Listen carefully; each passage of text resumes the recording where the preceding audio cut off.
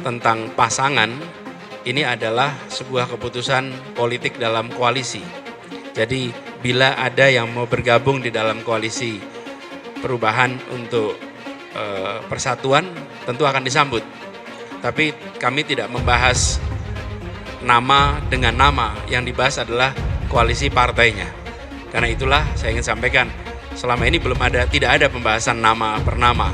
Tapi bila ada yang mau bergabung dengan koalisi ini, tentu akan disambut dengan baik. Itu aja. Siapa saja. Jadi pembicaraan tentang nama dari salah satu kader dari salah satu partai, ya berarti partainya ikut dalam koalisi. Kalau tidak, mana mungkin kita membahas nama kadernya. Jadi sebagaimana yang sudah selalu kami sampaikan, bahwa PKS insya Allah sam'an wa ta'atan, kita taat dengan piagam koalisi, bahwa yang menentukan cawapres adalah Mas Anies Baswedan.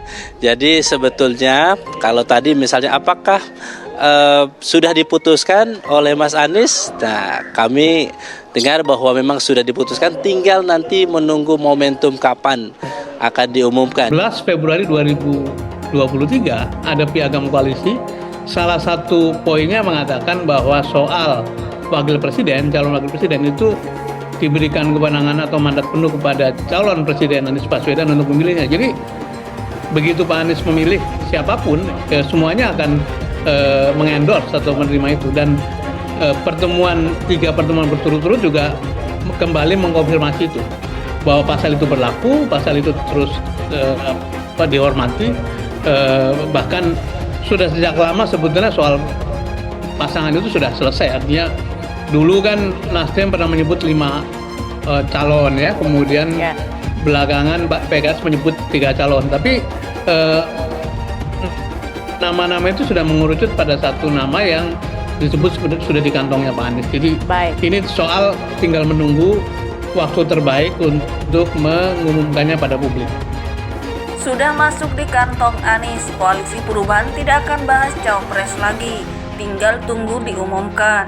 Dikutip dari suara.com, pembicaraan mengenai sosok bakal calon wakil presiden cawapres yang akan mendampingi bakal calon presiden dari koalisi perubahan untuk persatuan KPP Anies Baswedan tidak akan lagi diungkit oleh partai politik yang tergabung dalam koalisi tersebut.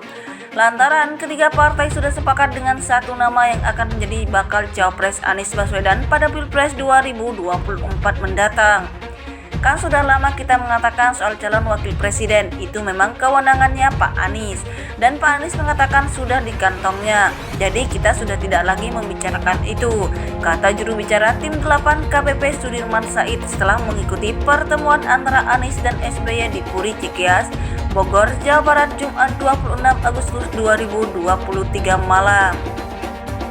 Ia bahkan menegaskan bahwa 3 partai yang tergabung dalam KPP, yakni Nasdem, PKS, dan Demokrat sudah sama-sama menyepakati satu nama sebagai pendamping Anies di Pilpres 2024. Ialah sepakat, artinya hal itu sudah dianggap bukan lagi sebagai hal yang perlu dibicarakan, tuturnya. Sedangkan untuk pengumuman nama cawapres disebut Sudirman hanya tinggal menunggu hari baik untuk diumumkan. Selanjutnya Anies dan tim tinggal fokus membahas strategi pemenangan. Jadi tinggal menunggu waktu yang baik untuk mengumumkan. Tadi dikatakan Pak Anies sudah sampai pada tahap-tahap bagaimana langkah-langkah untuk menuju pada pemenangan. Tentu saja kita kan masih berproses untuk menyiapkan segala macam persiapan untuk menunggu pendaftaran. Tapi pesan Pak SBY tadi bahwa persiapan awal itu sangat penting untuk dilakukan, katanya. Sebelumnya, Anies mengungkapkan dalam pertemuannya dengan Ketua Majelis Tinggi Partai Demokrat Susilo Bambang Yudhoyono (SBY) tidak lagi membahas soal internal koalisi dan juga tak bahas lagi figur cawapres.